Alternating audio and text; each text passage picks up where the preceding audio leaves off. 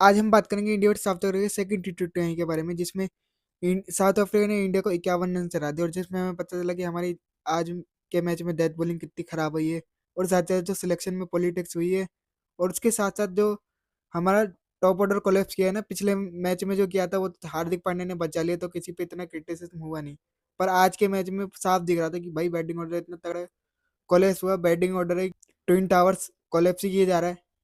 और अब बात करते हैं शुरू से, एकदम शुरू करते हैं। पहले इनिंग में स्टार्ट हुई तो पहले इनिंग में हमने क्या किया, हमने स्टार्टिंग में बहुत अच्छी बॉलिंग करी और वरुण चक्रवर्ती ने सबसे बढ़िया बॉलिंग करी। वरुण चक्रवर्ती बॉलर बढ़िया है, मिस्ट्री स्पिनर है और साथ ही साथ सबसे बढ़िया बात है कि विकेट टू विकेट बॉलिंग करता है कि अगर बैटर मिस भी करेगा तो या तो वो एलबीडब्ल्यू आउट होगा या फिर बोल्ड हो जाएगा। और उसके बाद हम क्विंटन डिकॉक ने बहुत अच्छे 46 बॉल पे 90 रन मारे और बहुत ही अच्छे से स्ट्राइक रेट से खेला। और उसका साथ देने के लिए बीच में एडन माकरम भी आए, डेवल ब्रेविस भी आए और डेवन फेरेरा भी आए। इतने सारे प्लेयर ने उसका साथ दिया जिसके कारण वो 215 बना पाए।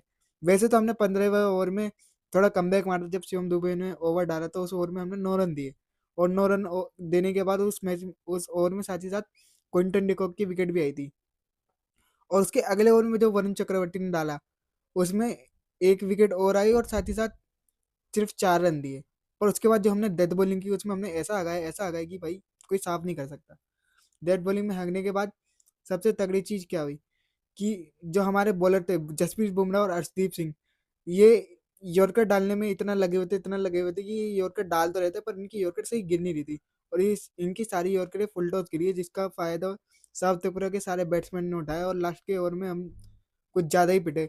और उसके साथ साथ सबसे तगड़ा तो ये हुआ कि अर्शदीप सिंह का एक ओवर था जिसमें उसने 7 वाइडें डाली। इसका मतलब होता है कि टाइम भी वेस्ट हुआ और हमें एक्स्ट्रा बॉल भी डालनी पड़ेगी और एक्स्ट्रा रन गए वो अलग। और उसमें गंभीर का रिएक्शन तगड़ा था जब वो वाइड डाल रहा था तो गंभीर का रिएक्शन ऐसा तगड़ा आया था कि अभी पकड़ के मैं इसको बताता हूँ।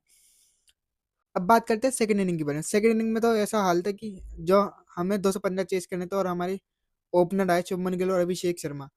और शुभमन गिल, मैं तो ये सोच रहा हूँ शुभमन गिल टीम में है कैसे। शुभमन गिल लास्ट 14 इनिंग में शुभमन गिल सिर्फ 350 है उसकी और मतलब बंदा परफॉर्म ही नहीं कर पा रहा, जबरदस्ती टीम में घुसाए जा रहे। और जो उसकी जगह संजू सैमसन है उसने अपनी लास्ट 10 इनिंग में 3 सेंचुरी मारी है। बंदा पीक फॉर्म में अपने करियर के, पर तब भी उसको बिठा रखा है। क्यों? क्योंकि शुभमन गिल को हमें खिलाना है भाई। शुभमन गिल मानता हूँ वाइस कैप्टन, पर इसका ये मतलब थोड़ी कि शुभमन गिल ड्रॉप नहीं हो सकते। जो परफॉर्म नहीं करेगा वो बंदा तो ड्रॉप ही होगा।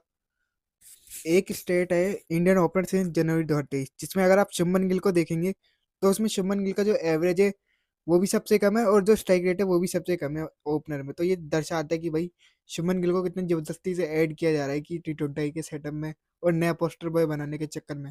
गौतम गंभीर, अरे गिल्लू आ गए, अरे गिल्लू जा रहे हो। और जब शुभमन गिल की विकेट गिरी तो सोचो नंबर 3 पे हमारा कौन सा बैट्समैन आया, अक्षर पटेल। मतलब गौतम गंभीर ने अपना चाणक्य का दिमाग लेकर सोचा कि भाई अक्षर पटेल को भेज देते। भाई ये बहुत डरपोक सोचे। आपका जो सबसे बेस्ट बैट्समैन है वो नंबर 3 पे नहीं आ रहा, वो डर रहा है क्या जो नंबर 3 पे नहीं आ रहा। और अक्षर पटेल को आपने नंबर 3 पे भेजा, क्या अक्षर पटेल तिलक वर्मा से बढ़िया बैटर है? क्या अक्षर पटेल शिवम दुबे से बढ़िया बैटर है? क्या अक्षर पटेल सूर्य कुमार यादव से बढ़िया बैटर है? तो आपने उसको जल्दी भेजा कि वो भी 215 की चेस में। ये दिखाता है कि आपका जो माइंडसेट है वो बैकवर्ड माइंडसेट है और साथ ही साथ आप थोड़े डरे हुए हो कि अक्षर पटेल को आगे कर देते। और फिर उसके बाद जब आपने सूर्य कुमार यादव थे तो सूर्य कुमार यादव भी जल्दी में नहीं पड़ जाते। और साउथ अफ्रीका वाले तो विकेट की डिमांड भी नहीं कर रहे थे भाई। बात तो ये हो गई, वो अपील भी नहीं कर रहे थे, उनको तब भी विकेट मिली थी। जो सूर्य कुमार यादव की विकेट थी वो अगर आप देखोगे तो उसमें क्विंटन डिकॉक को इतना था नहीं, पर अगल बगल वाले जो प्लेयर थे उन्होंने बहुत वो किया और उसके बाद पता चला कि हाँ सूर्य कुमार यादव आउट है। और ऐसे ही केस अक्षर पटेल की विकेट में भी हुआ था। जो कैच थी वो बहुत ज्यादा पास था, मतलब बहुत क्लोज हो गया था। और जो फील्डर था उसे भी पूरा अपने पे विश्वास नहीं था कि वो कैच है कि नहीं है, पर एम्पायर ने फैसला दिया कि वो आउट है। और उसके बाद आज तो हार्दिक पांड्या भी जल्दी में निपट गए। पर हमें तिलक वर्मा की हमें बात करनी पड़ेगी। तिलक वर्मा ने पिछले मैच में भी कोशिश करी मैच के एंड तक ले जाने की और इस मैच में भी पूरी कोशिश करी। तिलक वर्मा एक मात्र ऐसे बैट्समैन थे जो टिके रहे और बहुत बढ़िया स्ट्राइक रेट से उन्होंने खेला। अगर उनके साथ कोई टिक जाता तो ये मैच और क्लोज जाता और ज्यादा अच्छी हमें मैच देखने को मिलता। पर तिलक वर्मा के साथ किसी ने दिया नहीं और सब जल्दी निपट गए। और साथ ही साथ इसमें सबसे तगड़ी बात, शिवम दुबे नंबर 8 पे आ रहे हैं हमारे जो बैटर है। जितेश शर्मा पहले आ रहे, शिवम दुबे बाद में आ रहे। ये भी दिखाता है कि भाई शिवम दुबे का हम कैसे इस्तेमाल करें। हम उससे 2 ओवर ले रहे और नंबर 8 पे खिला रहे, तो फिर ऑलराउंडर खिलाने का फ़ायदा क्या, जब हम उसकी बैटिंग का फ़ायदा नहीं ले रहे। शुभमन गिल और सूर्य कुमार यादव में तो ऐसा कॉम्पिटिशन चल रहा था कि देखते कौन हगेगा, कौन ज़्यादा हगेगा, पता ढाई वाली चलती वही वाली, जॉन सीना और दारोक वाली। और अगर आपको ये वीडियो अच्छी लगी हो तो please subscribe my YouTube channel.